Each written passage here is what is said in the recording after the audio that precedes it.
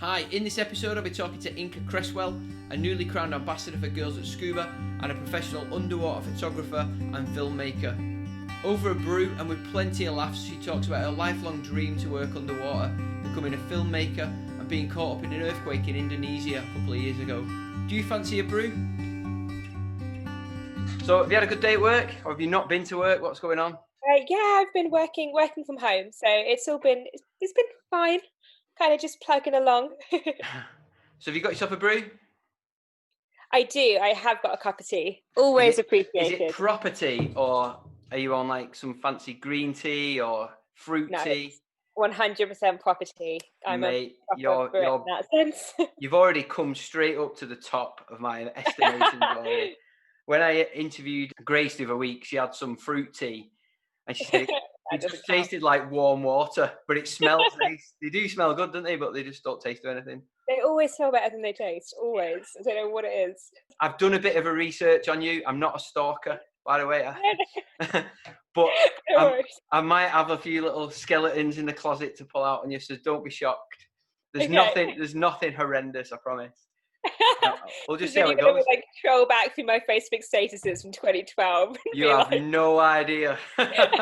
So Inka Cresswell, welcome to Are You a Scuba Diver? Do you fancy a brew podcast? Like I said in the little chat we've just had there, I've done a little bit of interest shopping on you, so I know a little bit about you. But maybe the listeners or viewers on my YouTube or podcast might not have a clue who you are and why I've got you on. So I was first introduced to you through the Go Dive 2020 when you did the little chat with the girls at Scuba. My wife was quite interested in why there was a need for girls at Scuba, and we spoke to someone we'd met through Instagram, which was Vicky. That led on to talking to Grace, and then that led on to talking to Sarah, who runs. And Sarah said, because I ask everyone at the end, so be prepared. I will forget to ask you, so remind me at the end.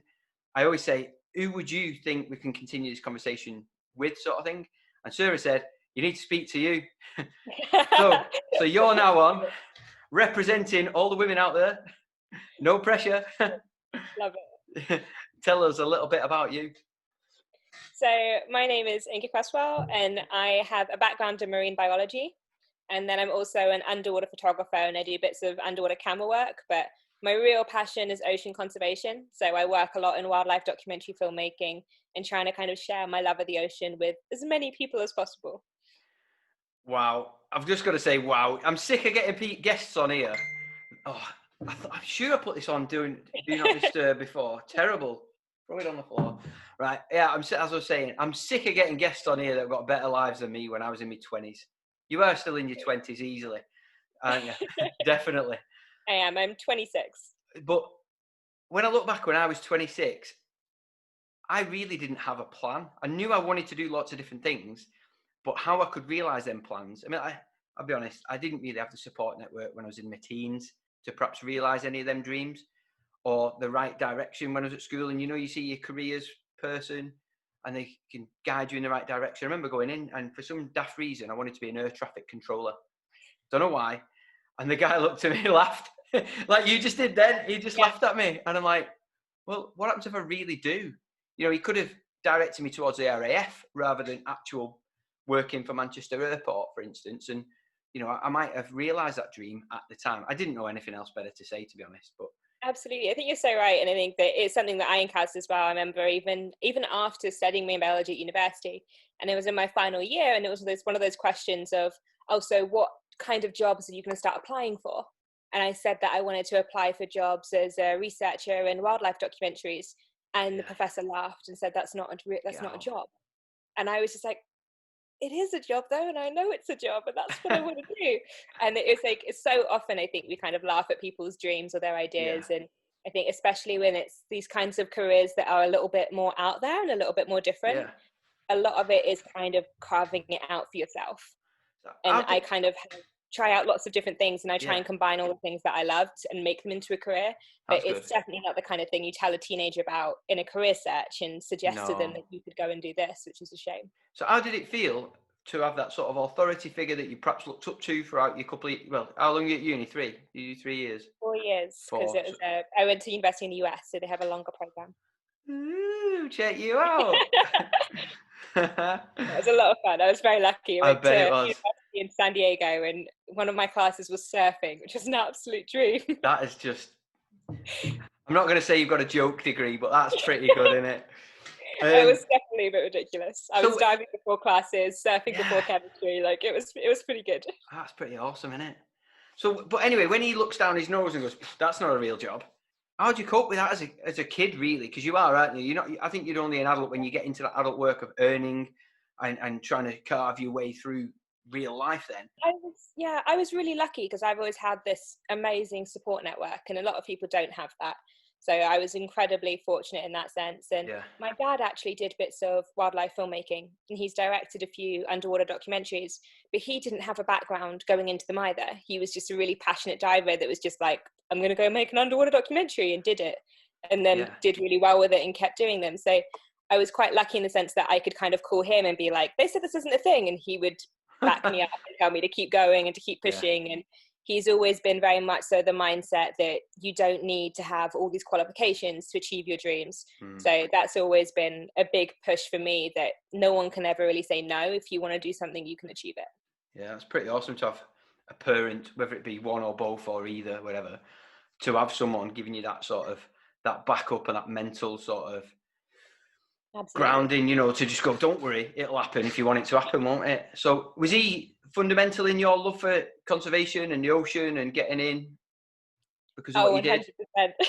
My dad and my mum and my dad and my brother all scuba dive. So we Yeah, are a proper little diving family. And I nice. think it was me and my dad that have always been the ones that are just a bit obsessed with it.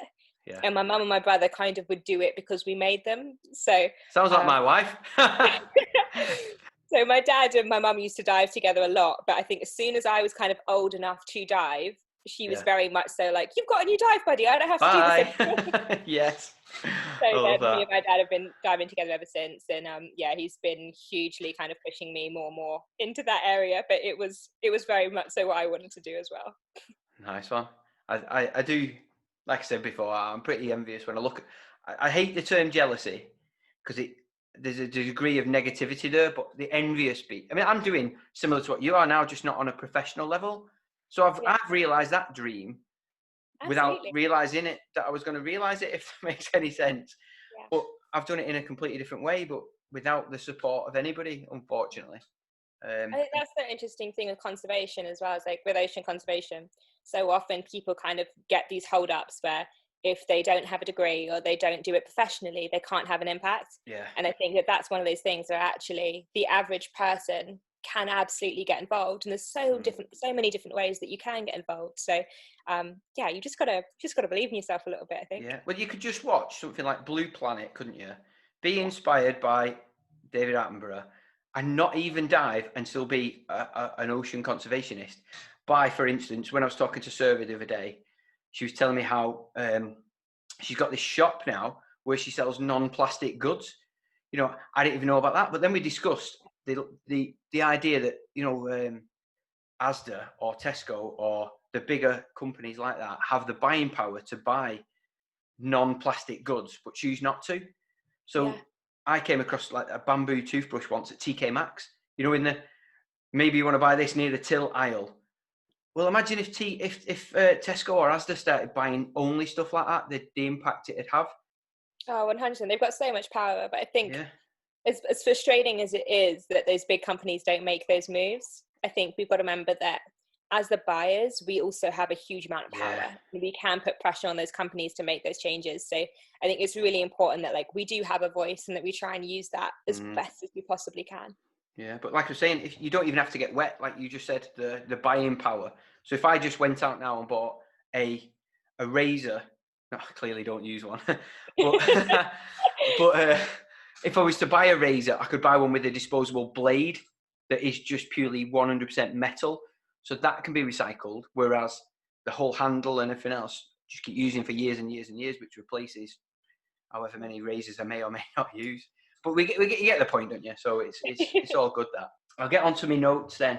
Did you choose to go to university sort of with that plan in mind, or would you always sort of had that academic want and will to go to uni and not really be drawn in by what you ended up doing?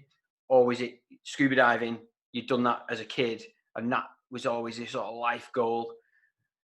It was a bit of a mix, really, because I think I was probably about 6 when I told my parents that I wanted to be a dolphin trainer, which is like every other little girl. Yeah. And I think my dad just turned around and went, "Oh, the real word for that is marine biologist." So then me being the really gullible 6-year-old was immediately telling everyone, "I'm going to be a marine biologist." And I think it just like immediately switched from this fantasy, not real career to this actual very real goal and ambition. Mega. And I just kept reading and I became more and more obsessed with the ocean. So actually, like for me, learning to scuba dive, that was something I'd been waiting for. Like I was so eager. My dad was a dive master at the time, so there's a little dive club here in Brighton, and I used to hang out there after school every day. Well, whenever I was allowed to, was probably be more accurate, and just like hang off his alternate, and just absolutely loved it. So I was very, very excited to finally be qualified and finally be able to actually get out in the ocean. So yeah, I think the idea of being a marine biologist definitely came before scuba diving, and then scuba diving just made it even more exciting. Nice one. And then in terms of the filmmaking and how that got brought into it, I think I was very much so originally on the mindset of I was going to be a marine biologist that, you know, gets to study these amazing creatures. I'm gonna learn how to understand dolphins and talk to sharks and all of that crazy stuff. But through my studies, I just realized that actually the conservation aspect is so important, and that these kind of amazing ideas of what our oceans were just weren't nearly as real as I'd hoped, because of how much our oceans have changed just since from me being a child to me being an adult at university. That amount that our oceans have changed just in that time is huge. And I realized that I'd be much better positioned as a filmmaker and as a photographer, where I can communicate those messages with a bigger audience, than I would be independently as just a scientist. So what did you actually do your dissertation on? Did you go down a conservation route with that, or and more importantly, were you told to do your dissertation on a specific subject and were you happy about it? So the US system is a little bit different to the UK. So it's not specifically like a dissertation in the same way that we would do it. But I did have like I had a couple of major research projects. So one of mine, you're gonna love the name of this. I was investigating the phenotypic plasticity of a kind of Echinopleus larvae, which sounds like a complete just blur. But basically, you know, sand dollars? Yeah. I was studying the juvenile life form of sand dollars, and I wanted to see why, if with global warming, if the increase in storm power would affect their juvenile development stages. And did they? Does that make sense? And did it? Yes, to answer the question. So basically, with species like sand dollars, they can actually super intelligent, but it's almost like instant evolution. Right. So if it can smell a predator being nearby, it might develop its eyes faster than its stomach. Or if it doesn't have any risk of predators, then it might develop its stomach first, because that will be more beneficial. So they have this ability to literally change the way they build their body just by the environmental cues around them, which I think is just completely nuts. That is crazy, isn't it? Yeah, so that's what I was studying, and I was trying to figure out basically if with global warming and these increase in storms, how that would affect the food that's available to them, and if that would kind of adjust their biological development. Okay. yeah. That's a bigger answer than I was expecting. Well done. A little bit nuts, but I found it. I proper geeked out on it. I had a great time. I'm sure you did. Was it? Had you done a lot of travelling on your own before you went to the US? Before I went to the US, I did. My parents are artists, so they kind of travelled around a lot with work. So I was very lucky that I kind of grew up travelling around the world with them. I spent a lot of time in the US as well. So for me, it didn't feel like a huge move to being in the US. And then I also used my summers to go backpacking and all sorts of fun travels. Did you go alone over there, or did some of your mates go here, or what? To California? Yeah. I went alone at 18, and everyone was terrified. It's got to be daunting, that, isn't it?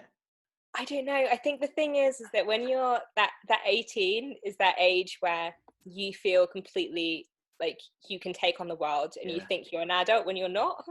So I think maybe if it was like, if I was 20, I probably would have been nervous, but at 18, I I thought that I suppose knew though, everything. the ignorance of youth on that, Kat, and you're looking forward to doing something, Yeah, you know, you're absolutely totally. 100%, you've been set on it most of your life. Yeah. Kind of like a realized dream, isn't it? It's not, oh, I've got to do this because I've nothing else to do, and I don't really want to do it, but I can't do anything else. Yeah, It no, is, my heart was set on doing it, and I yeah. think I So was so determined and so naive that I wasn't concerned about anything. no, fair one. So what? Who is it you work for now? Then what are you doing in Brighton? So I'm actually in Brighton because of the delightful coronavirus, which has Okay. meant that I'm staying at my parents' place for a bit. Yeah. But I am currently working on a project that I'm not allowed to say anything about. But You've just said something. You said you're working on it. You're too late. So you've already spilled the beans. I'm So working on it will be a big ocean series, which will right, be global and really exciting. So nice one. That's enough said. But I need first dibs when it's coming out. Talk to me about how are you finding the coronavirus lockdown? The last sort of 3 months, how have they affected you? oh, it sucks. I really hate it. I really hate it. I miss the ocean. I Yeah. hate that I haven't really been able to go diving in ages, can't go traveling. And then also there's all of just like the heartbreaking loss of life, which is just staggering above everything else, that I think is an immense pressure. And you feel bad almost for getting so irritated by the little things you can't do anymore, because Yeah. obviously the actual situation is so much bigger. But yeah, it's frustrating, and heartbreaking at the same time. So I'm Okay. very much so looking forward to life returning to some level of normality. So let's pick some holes in what you've just talked about. So not diving. How long have you been out of the water? I don't want to admit it. Go on. Oh, I don't know. That's how bad it is. I'm not sure. This year, have you got wet this year? No. Really? When I I have. interviewed Ian in gotta be April, maybe May, he'd been out since like September last year. And I was like, how? How can you be out that long? Oh no, I'm not sure. I think it was the end of last year, Yeah. and I was waiting for the summer to kick in. Never happened. But I have been in the ocean. I just Yeah. haven't been scuba diving. So what's your thoughts on what was happening on the beach last week? All Oh. these idiots. So I You weren't have one of them, were you?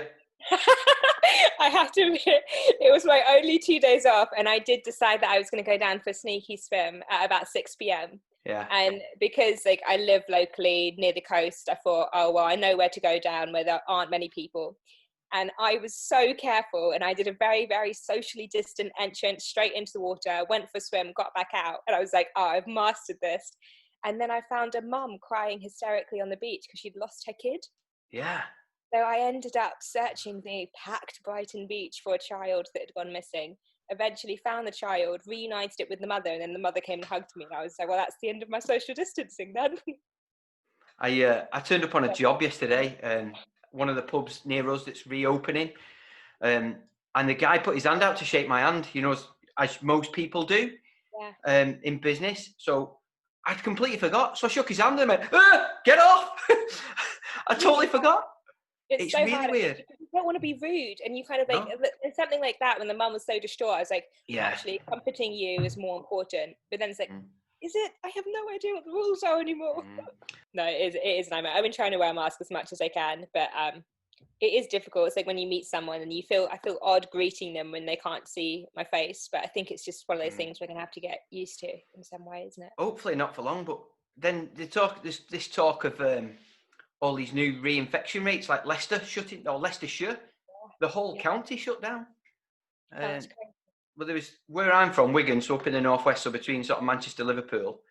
We were 33rd on the list of likely to lock down again. I only saw Wigan, I didn't look for everywhere else, but I'm not surprised with all the like my kids are like 20, 21 and 16, and they just forget. They just go in the beach, and much like we were talking earlier, you know, going to parties and stuff, and you're like, you're flipping nuts, you lot. It's really hard. I mean, it's like, and things like the beach, it's like, if in Brighton, that is the biggest outdoor space. Yeah.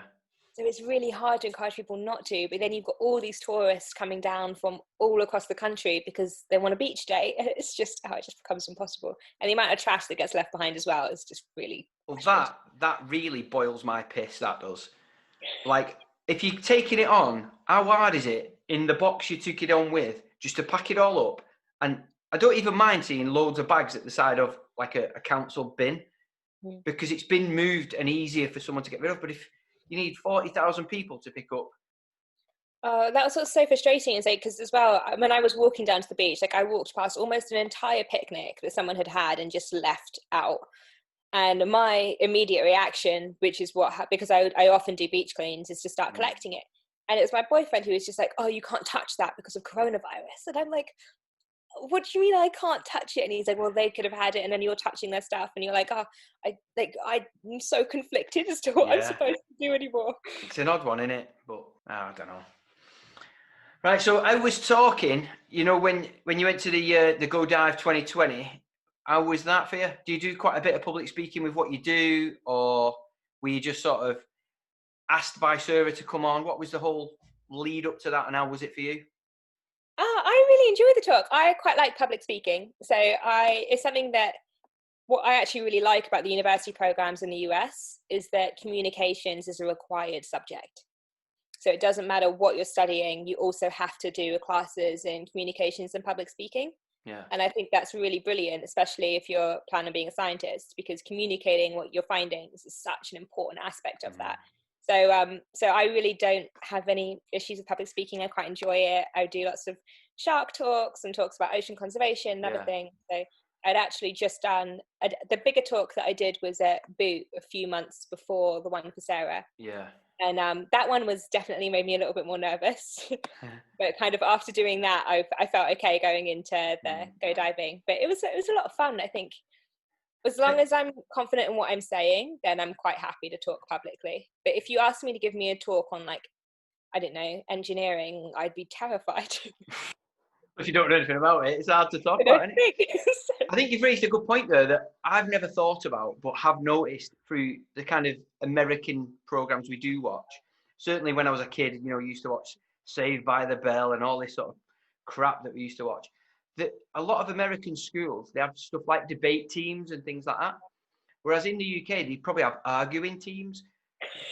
People just seem to argue instead of having, a quite good debate about something. You can be, you're able to have a completely different point of view than me. It doesn't mean we have to fall out about it.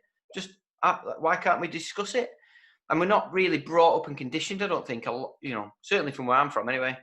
It's funny because I think that we are brilliant debaters. I mean, we do it at the pub all the time, like constantly. It's such a normal thing. But I think as soon as it's formalized in the UK, everyone gets really nervous. Yeah. And I remember, like, I joined a debate team when I was doing my A-levels at my college. But the difference was just, I think I didn't do very well at it because I was a bit nervous and it was on a subject I did not know anything about. And I was just I was immediately given a bad grade and then didn't get on to the next rounds of debating. And it was like, you've got one shot. No, it's not for you. Moving on. Wow. You can't learn anything. And I think in the US, it's very much so, like, you might give a bad presentation the first time you do public speaking, but then you're given notes, you're given things to work on, you do it again. Absolutely, and you're supposed to learn from it. And I think, unfortunately, in the UK, quite often in our education system, we kind of go, oh, yeah, that's not for you. Try something else. That one's not for you. And it's the same with GCSEs and A-levels. And we don't really give young people the opportunity to build on their skills enough. Whereas oppositely, in scuba diving, you go on a course to sort of fail throughout it, don't you? Make a series of failures in a safe environment so you can learn. Certainly, this is a point that's come up over the last couple of conversations or episodes that I've recorded, that it's better to go on and fail throughout with a pass at the end, because you're going to improve by learning those mistakes in that sort of safer environment. I couldn't agree more. And I think, like, when I was a dive instructor for a while, and when I was teaching students, you'd kind of go, oh, what are they going to be bad at? And there's little things that I'd always test my students to see what makes them nervous. And it wasn't about trying to be like, oh, you're a bad diver.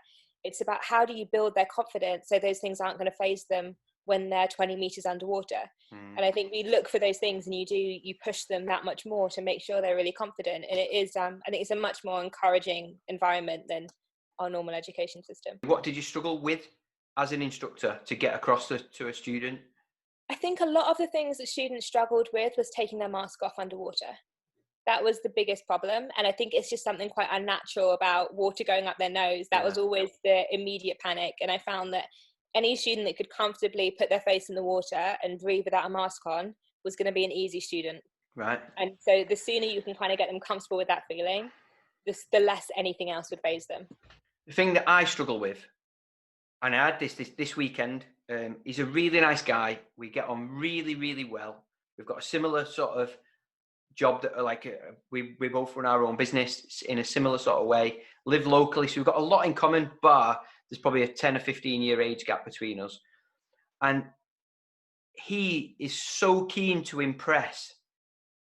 He's built it up, so he's nervous about going on this course, you know, but he's so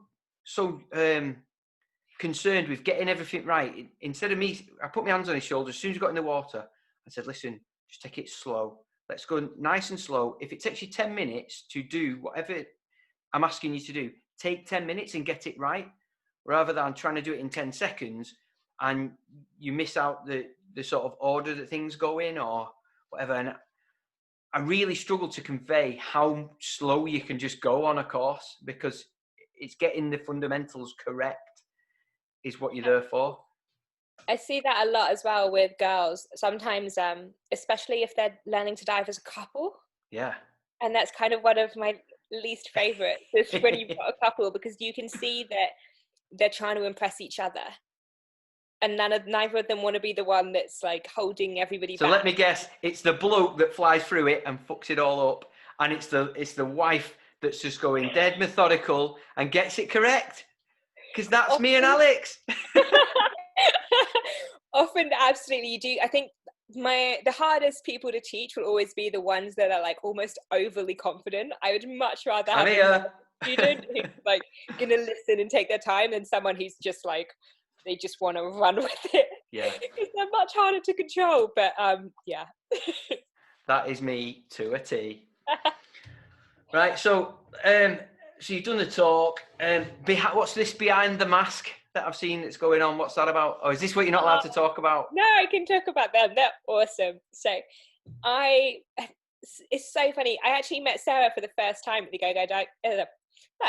I met Sarah for the first time at the Go Diving show, which was crazy because we've talked for so long before then through social media. And I think the problem with social media is you feel like you know everyone when you don't. And she was basically hosting a competition with Behind the Mask at another dive show. I'm not sure what dive show it was, but they were giving away a free spot on the Behind the Mask trip to Egypt. And I entered, it was one of those Instagram competitions that you enter thinking there's no way that anyone's going to ever win this, but I'm going to type away and whatever. And Girls That Scuba sent me to Egypt with Behind the Mask, and I had the most incredible birthday surrounded by some of the most awesome filmmakers who are now some of my absolute best mates. And we had so much fun. So I spent a week out in the Red Sea with Behind the Mask, scuba diving. We shot a promotional video for one of these big liveaboard boats. Yeah. And now we have a WhatsApp that's been going on for over a year. That's all right. Yeah, no, it's great. But they're awesome guys. So they basically do lots of kind of, a lot of commercial kind of advertising, but it's all underwater. So lots of advertising for liveaboards, advertising for dive companies. Yeah. So it's a production company. Yeah, kind of like a little independent production company, but everybody who's in the production company is also best mates, and it's kind of just really fun. I've got a really good mate of mine who kind of instigated me starting up on YouTube. He does stuff to do with chainsaws and climbing trees for a living, and the company he's now working for is very much like that. You know, everyone has got the right sort of ethos, ethics. Yeah. They're all kind of longer, scruffy, not hippie, but you know, the mountain bikers, and they've all got that sort of country sort of life in them. And he said it's just such a positive and fun environment to be in. It kind of wasn't during the beginning of lockdown because the boss still wanted them all to go to work, and they're like, you can't work together. But other than that, you know, they've got this really good sort of, they chop a tree down, but they've also got nurseries. So they're growing new trees. So it's kind of like a sustainable, somebody has to take trees down, don't they, for a living, because they're a danger or whatever. But they're also replanting them. So it's kind of a really good balance, that. And Awesome. I mean, I work on my own, so it's great. I don't have anybody. It goes to show, like, a good team will change the dynamic of everything. And I think that, and it was so awesome to be diving with people who are really experienced divers as well. So, and it's something I've learned as well, like now working on bigger productions, you kind of go, okay, well, actually, if there's a good social dynamic amongst the team, everyone is so much happier and they work so much harder as well, because they're enjoying what they're doing. So I think it's just, they've managed to build this amazing attitude of just, it feels like you just hang out with friends. So awesome. This isn't who you work for full time. This is just another company. No, they're just a load of friends that I like to hang out with. Are they based in Brighton as well? No, they're global, just to confuse things. So you like to hang out around the world.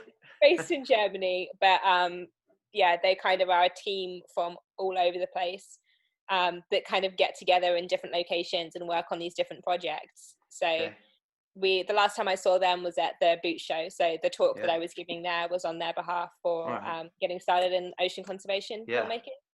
And that was like, Flo managed to pull together this incredible lineup of some of the world's best filmmakers and cinematographers and photographers, and all coming together to give these masterclasses on underwater filmmaking and underwater photography.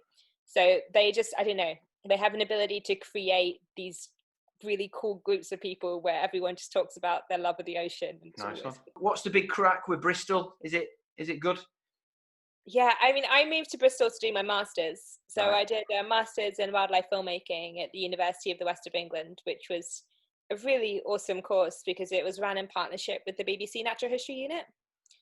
So I got to mixing with the bigwigs there, aren't you? Oh, absolutely, absolutely. That was like first stepping stones into the industry, and it's like everybody right there. And that's what's awesome about Bristol, is that it is this hub for wildlife filmmaking.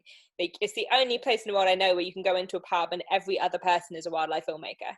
And they've all got these nut stories about, oh, I just came back from Antarctica and I just swam with this shark here. And it's a really cool group of people to surround yourself with. Right. So yeah, I absolutely love Bristol for that reason. Yeah. And through the course, I was able to be mentored by some of the best underwater filmmakers and got masterclasses from some of the best underwater cinematographers. So it was a really fantastic opportunity. And then since then, I've started working for a production company that's based out in Bristol. Nice one. My sister-in-law lives down there, and I quite honestly don't know what she does. I've no idea. I know she's like she's trained as a lawyer, but I don't think she does that now. I could do with my wife coming up, bring me another cup of tea, and I could ask her. We don't see her that often because my wife's family is all from the sort of the east of England, so around Lincolnshire, that sort of way, around the Humber Estuary. She went to university down in East Anglia, but all the families like spread around the four corners of the UK, and keeping tabs on everyone. And all my family just live in Wigan. You know, we've not moved anywhere. Terrible. Most of my family are all in Brighton, so I think I'm the only one that's kind of ventured further. Nice one. But she's quite hippie, almost like she's got like a Mercedes van with a log-fired stove in it, and one of them chimneys, you know, where the top goes. I love that. Oh, it's mega. Awesome. And she doesn't just live in that. Something cool. Yeah, but it seems it. And my brother-in-law, he also lives down in Dorset, and he quite likes Bristol as well. But I've never been, I'll be honest, and I kind of wonder, I hear so many people talking about it, what's the big draw? And obviously if it's this kind of the hub for what you do for a living, makes sense that you're there, doesn't it? Yeah, the first year that I was there, I have to admit that I wasn't in love with it. Yeah. And I think that was partly because I was living on a boat, which you should never do in the UK because it's so windy. Is it? And I was just like, I was just rocking like left to right constantly, trying to do my master's.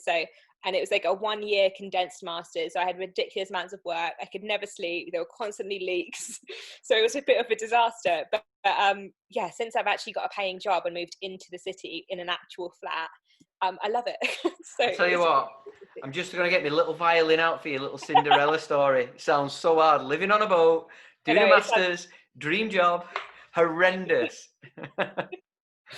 No, fair enough. But it definitely wasn't the type of boat that you're supposed to live on. No. Rowing boat with a tent on it or something. Not quite a rowing boat, No. but it was the kind of boat where you can't like open. Well, to be fair, there was an oven, so that does make it a massive plus. But you couldn't like open the oven door and the bathroom door at the same time. That makes sense. So. Yeah, I kind of have a romantic dream about getting like they call them a narrowboat, like a barge. Yeah. It'd have to be one as wide as a house, though. All this where you have to lie in like the fetal position in a double bed. That's actually a camp bed. Yeah. It doesn't appeal to me, that, but no, I don't know. Everyone always is there like, oh, you live on a boat that's so exotic, so romantic, and they kind of love this idea of it. And then they come over for a cup of tea and they're like, I don't want to be on here anymore. They're sat in the middle of a rowing boat in a storm. There's more rain in a mug of tea than there is tea. Oh, completely. And my boyfriend couldn't even stand up. He was always hunched over and just miserable. Oh, poor lad. So I believe you've featured on the One Show. I did, yeah. Tell us. As a camera up. So that was a really weird one. That was so much fun. I was still doing my master's at the time, and I signed up to do work experience, like every person starting out in the industry. Yeah. And I'd been doing work experience for them for a week, and then their camera operator cancelled at the last minute for a shark shoot. And I was awkwardly sitting there, and I was just like, I can do it. I know I can do it. I can do it. Do I say something? And then eventually I was just like, I can do it. And they gave me the job, which was amazing, like to kind of be given that opportunity. And of course I showed them my portfolio and my background, and I've been doing a lot of shark work before my master's. I did some shark research work. So they kind of felt comfortable enough that I could go and get the shoot done. So I did, and I spent the day filming blue sharks off the coast of Cornwall. Yeah. Got rammed by so many sharks. Had my camera bumped about 100 times, but got some beautiful footage and handed it into them. And luckily, they were really pleased with it. So I was really pleased because they were really happy. And then I got to watch my footage play on BBC, which was amazing. Is it? Have you managed to keep hold of that footage? Unfortunately, of it playing out on BBC? Yeah, so luckily, because the episode was kind of quite a fun one, they actually released the segment on YouTube after as a little individual piece. Yeah. So it's on YouTube under How I Got a Selfie with a Shark, I think. Really? Ace. Which is really cool, and it's just a really fun little piece. So yeah, it was awesome. Did you go to Plymouth to get to them blue sharks? Is that where you went from, or? No, it was from Falmouth. Yeah, it's a lot further down, isn't it? Yeah. Much further down, but it's such a beautiful spot because we drove out into the ocean, and to be fair, you drove out. What, on a boat? Sorry. Fancy new cars down there.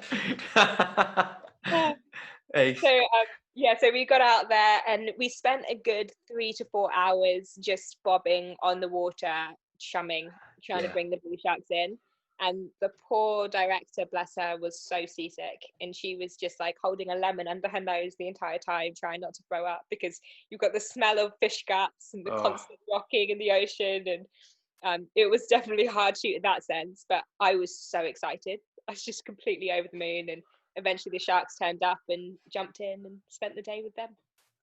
Is there no problems diving with blue sharks at all? Are they completely sort of not interested in us?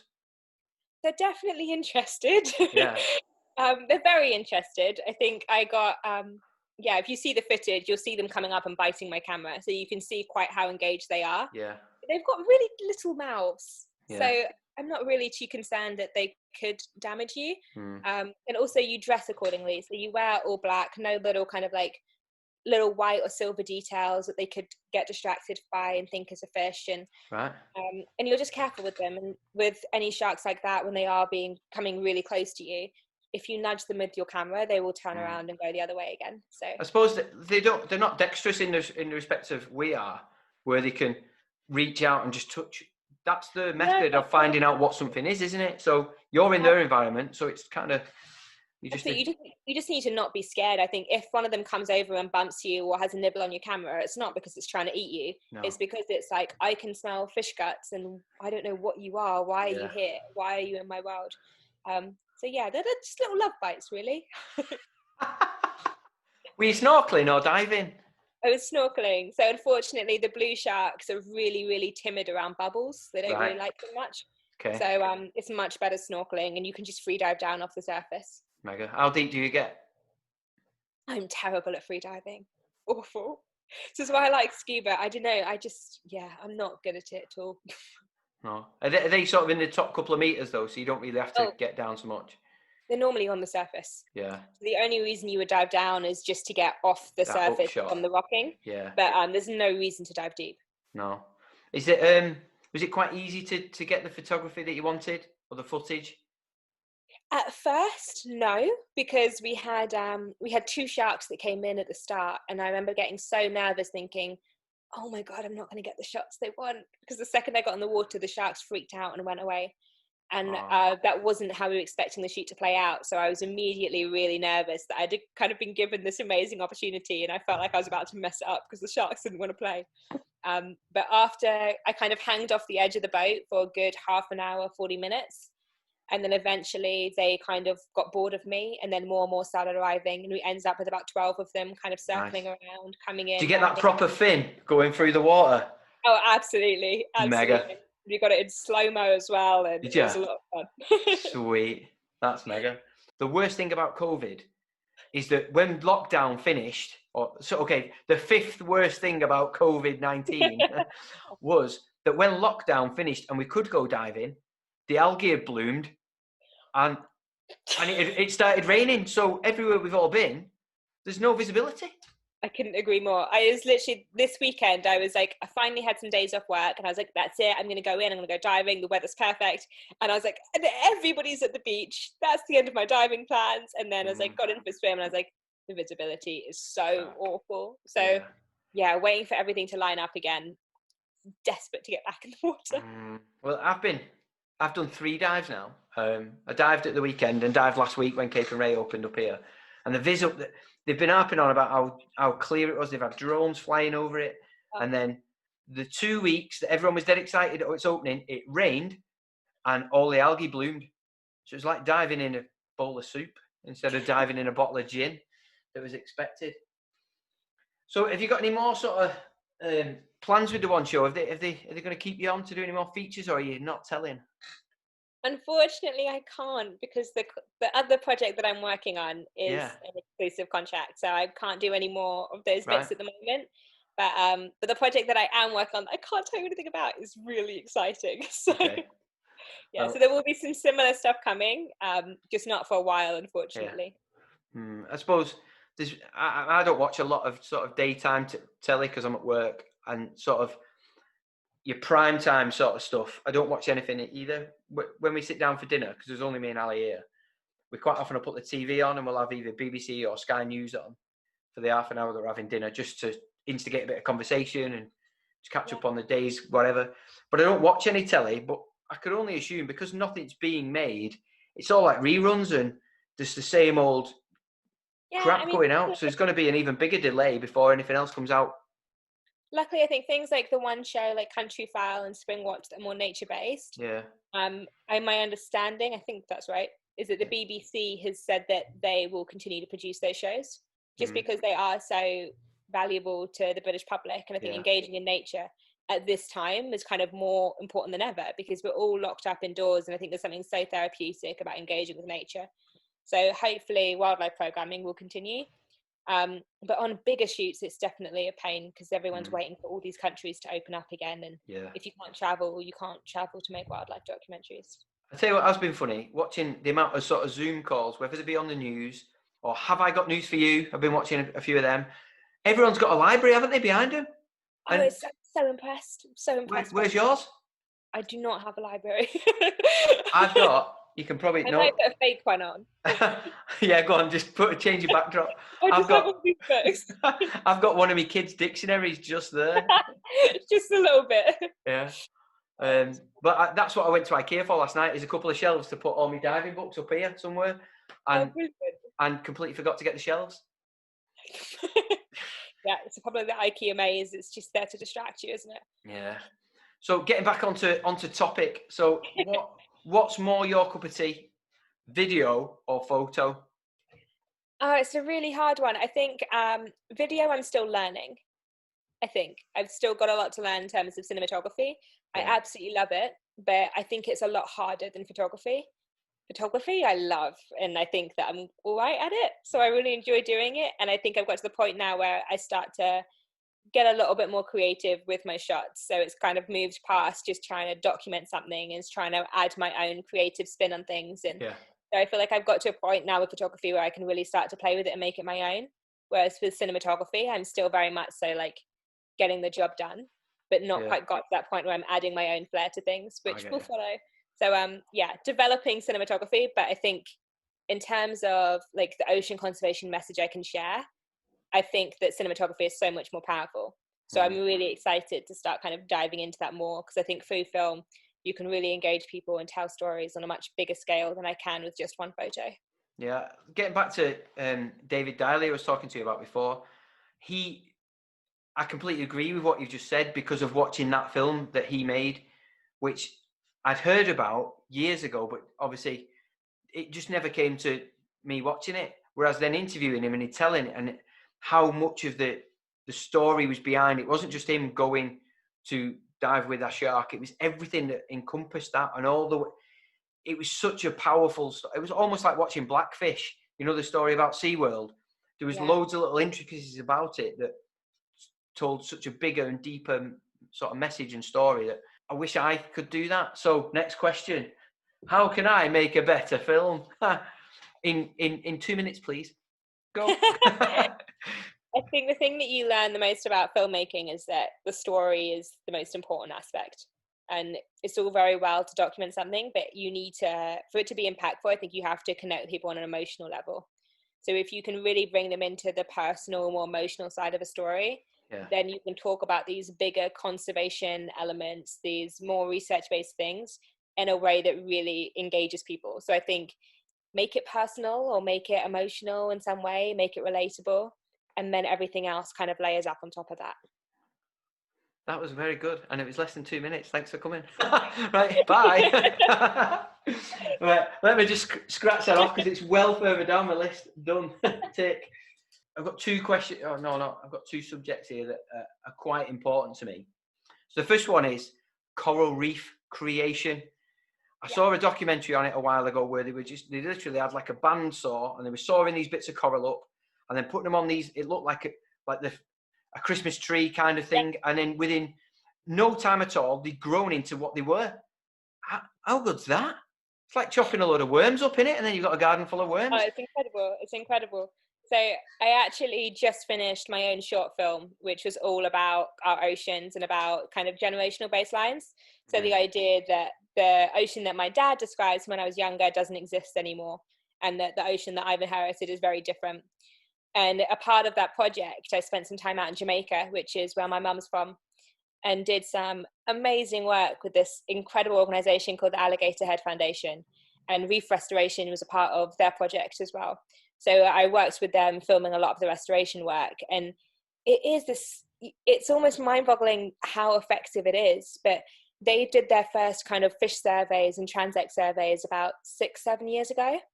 Yeah. And after about 3 years of work, and within that work, they planted corals, they planted mangroves, they created these fish sanctuaries where there were no take zones, and worked with the local community to make sure they had alternative livelihoods to fishing. And they've seen the fish biomass in this one bit of coastline increase by 200%. And that's just by doing restoration work, like you're saying, and giving kind of the ocean that time it needs to breathe. And it's so fascinating. And like with the coral work, they would literally go down, you would find bits of broken coral that have maybe been damaged in storm disturbance, or maybe it's been hit by tourists, or things that have been broken off, and then take it back to the lab and then do what's called microfragmentation. And the idea is that corals are these amazing species that have these crazy defense mechanisms. So if you have two corals that are near each other, they will grow really quickly to fuse together. And that's to stop another coral, say, moving in and taking over that space. Because if you're on a coral reef, space is like the finite resource. You want to be the coral. Like Beverly Hills, isn't it? That substrate. Yeah, absolutely. So So yeah, so they grow at this accelerated rate and fuse together, and that means that you can make coral grow so much faster than it does naturally. So by kind of creating these coral nurseries underwater, you can take all these little fragments of broken reef, make them grow at this accelerated rate, and then replant them back on the reef, creating these essential habitats for fish and other species to return. So it's such a cool process. I absolutely love it. Nice one. Now, it's funny you should say that, giving the ocean chance to breathe was only a concept I came across this year, maybe. The amount of O2, the amount of oxygen that the ocean gives off in comparison to what rainforests do. Oh, it's fascinating. So rainforests might as well burn down, because as long as the ocean's fine. That's definitely not the solution they're going for. But I do agree. I think mangroves are one of our most like vital resources, and we're so quick to dismiss mangroves, and it's shocking how many people don't even know what a mangrove is. Yeah. But they're amazing storm defenses. They create nurseries and that. nursery habitats, exactly. But they're also these lungs for our planet that, they sequester huge amounts of carbon. And whales do as well, which is just nuts. Whales do? Whales, have you not heard this? No, go on. Fact. I've heard cows do a lot of methane, but I've not heard whales take in CO2. So one whale is the equivalent of 1,000 trees. No. Yeah, and the reason why, this is a bit that's quite funny, is because of their poop. All right. So whales basically do these massive deep dives, and they travel around the entire planet. But what they do is they basically take a lot of this nutrients and they drag it down into the depths of the ocean, and then they'll excrete it deeper, and it sequesters carbon. So it basically means that it's this whole study on blue carbon, but it means that they're like effectively like a carbon pump in the ocean, redistributing it. One whale, 1,000 trees. So in some respects, it's like coal or peat that's been buried for years, that's full of carbon. Very similar. And they're doing a similar sort of thing. So what's blue carbon? That's a new term I've not heard. Yeah, so blue carbon is basically this idea that the ocean sequesters carbon. Right. And it's just understanding the different ways that takes place. And that is a combination of species that drag things down, and also just different organisms that process carbon in different ways. And it's fascinating to me that our whales are so valuable, especially our great whales.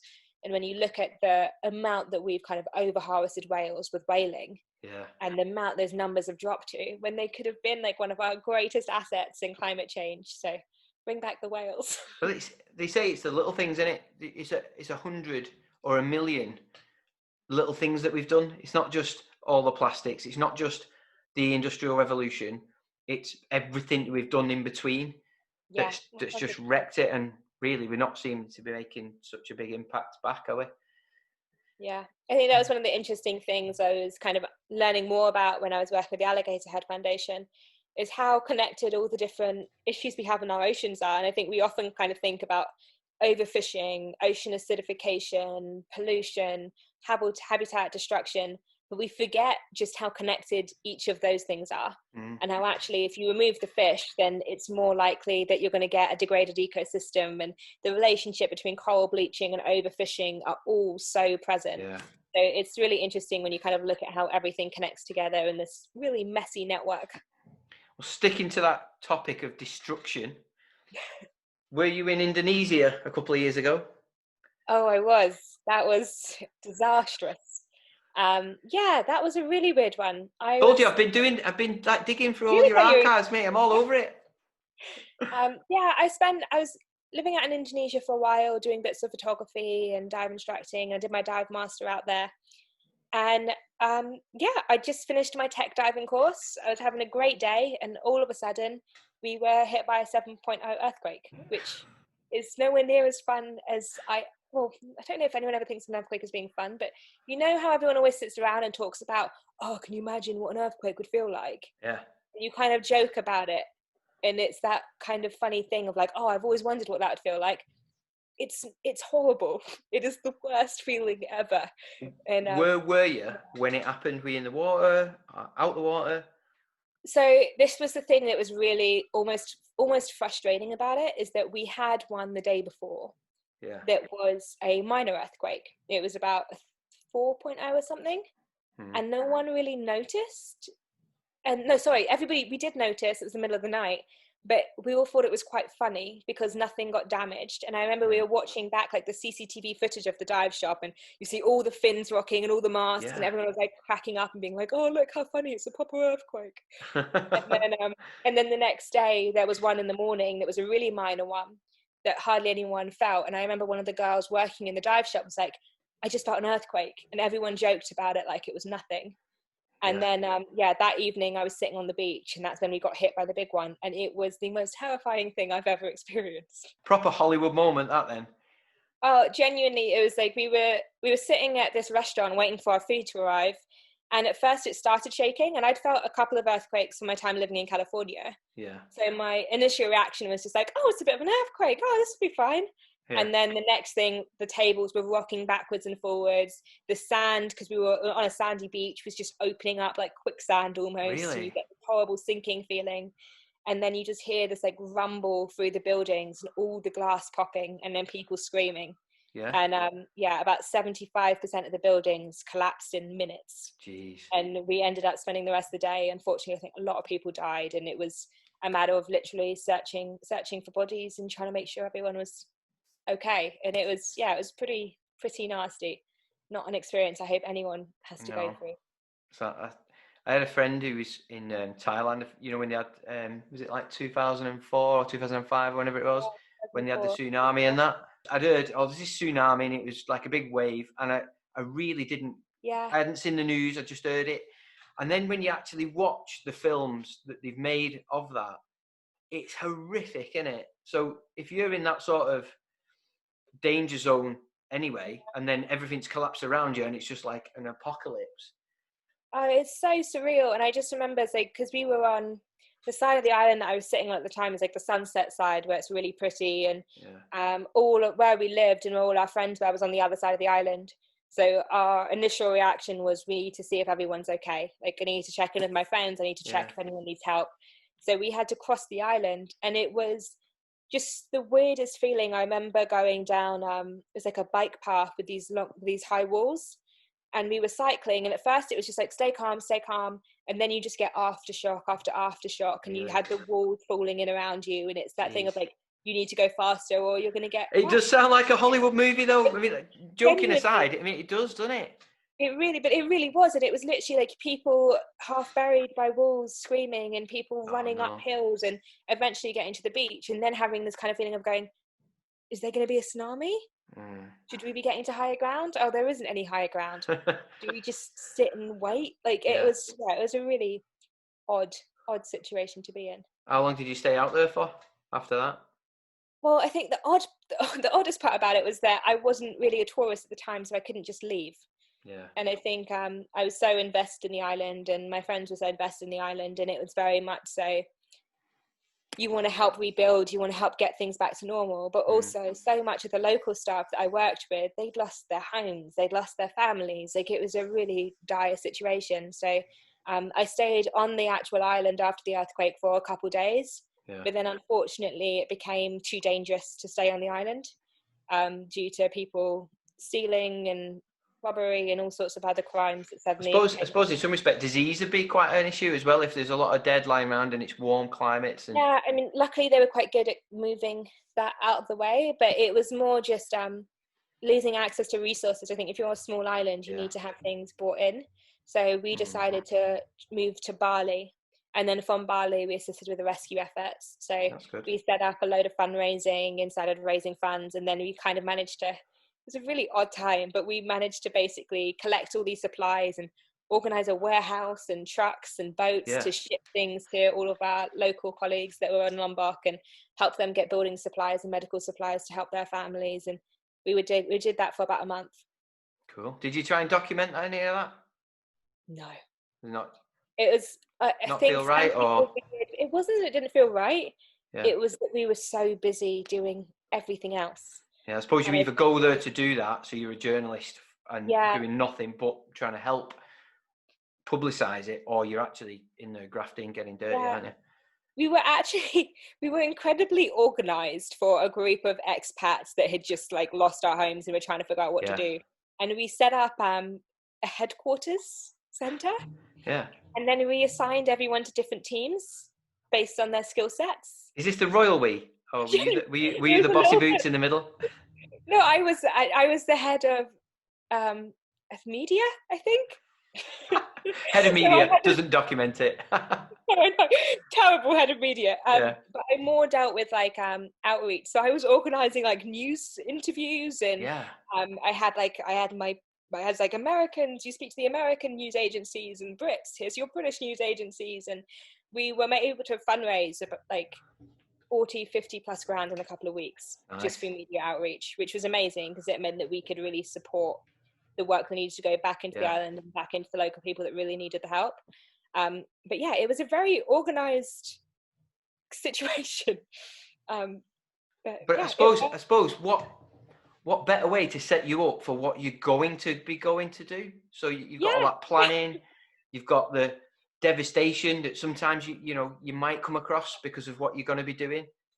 In a way, I left. I flew from Bali, from all of that, to Bristol and started my master's 2 days later. Yeah. And I remember walking into classes just being so like, oh, life is so different right now. Like, I have no idea what's going on in my life. Have you had any sort of comebacks from that then? Has that bothered you? As in, like, emotionally, mentally, that this devastation that you've seen and the sort of the breakdown of society in some respect, where you're talking about the looting and the robberies and that, is it not plagued you a bit?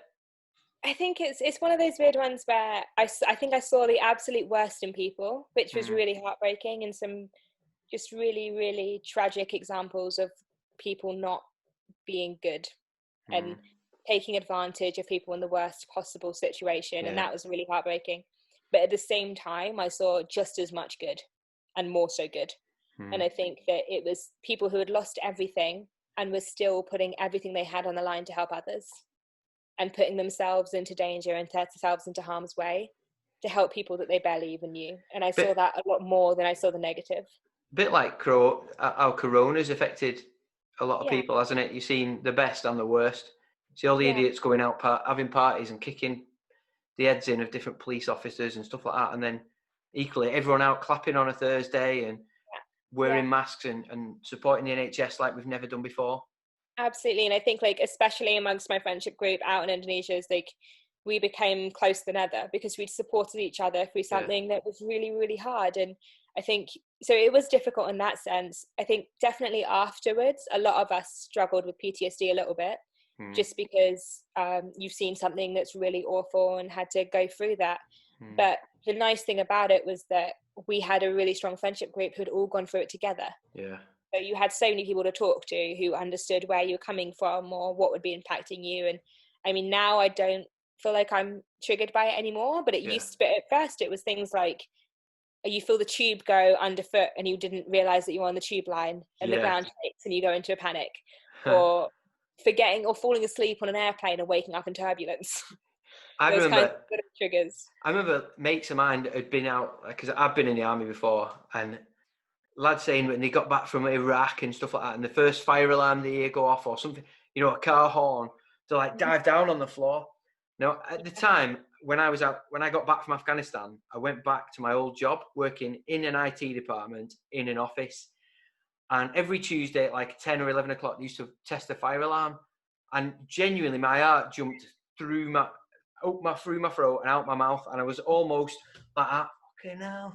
Yeah. And I never thought that anything would affect me like that. And after that, it didn't. I kind of preempted it, and I thought about it and moved on from that. But it's a really weird one. It's almost like everything, I don't know, for a couple of seconds, you completely forget where you are and what the situation is. And then all of a sudden you kind of come back to reality and you're like, that's not what's going on. You're fine. It's almost, I don't know, I personally almost feel embarrassed at times because I'm like, oh, how could you be so stupid? Like, of course it's not that. And then you get frustrated with yourself for feeling that way. And I think though, if you didn't ever feel like that, if you were to look back, you'd go, how emotionally unattached am I that I've seen something so horrific and just gone, it's the norm. I mean, it's not the norm, is it? But yeah, it's a weird one. And it's funny because it's like, I think because it affected so many of my friends, now we do talk about it like it is this really normal thing to have happened. And then someone else hears one of those conversations and they're just like, what are you talking about? And you're like, oh yeah, that's not a normal thing to have gone through. Oh, cool. So getting on to rebuilding or building something then, I see you've got a GoFundMe page. Let's big that up, try and get your funds up. Is that still going? No, it's not. Oh, no way. So you've cashed it in, and have you actually done anything with it? I did. I made a short film. So I was fundraising for my master's project. Yeah. And I finished that in November. Right. Congratulations. So, Did you do well with it? Were you happy with it? I was happy with it. I think it's one of these, it's really hard when you're so personally invested in something. I probably could have fiddled with it for another year and it wouldn't have made a difference, but it's just my own personal little hang-ups and being a perfectionist that I can be when it comes to my own work.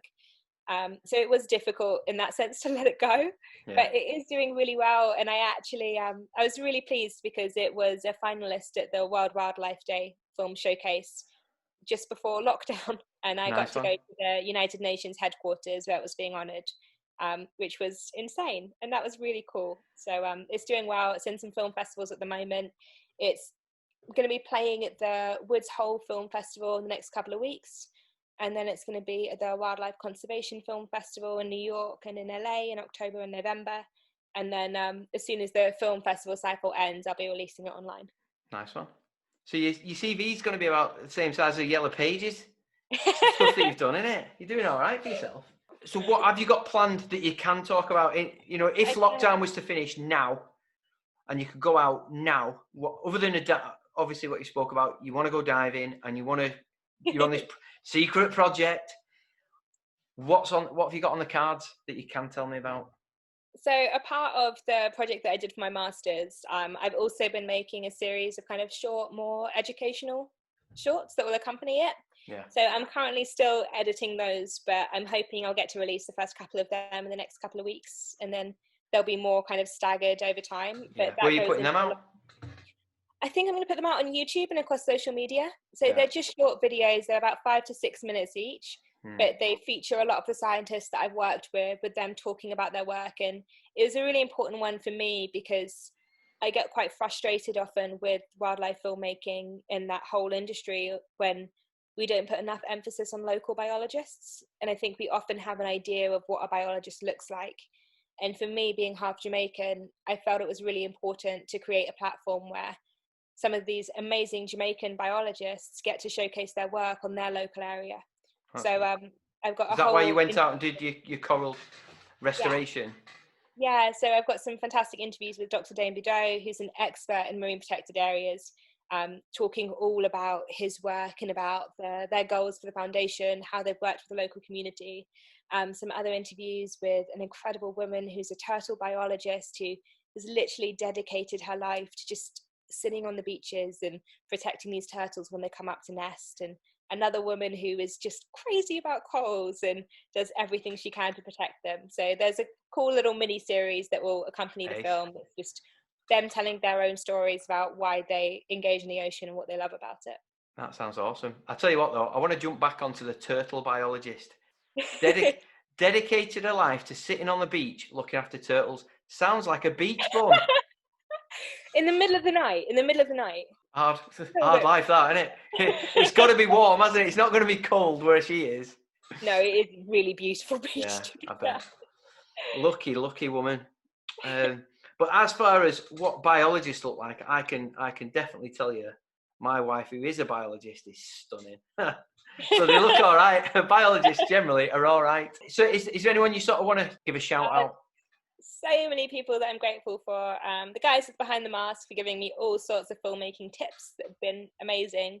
Sarah, girls at Scuba, because they're just so awesome and create a platform that I really, really admire. I've been very fortunate that I've been supported by a lot of people throughout my entire career. I mean, the guys at the Watermen Project as well. I did a lot of stuff with them when I first graduated from university, and they gave me a really great foundation in marine science. So lots of cool people that you should check out.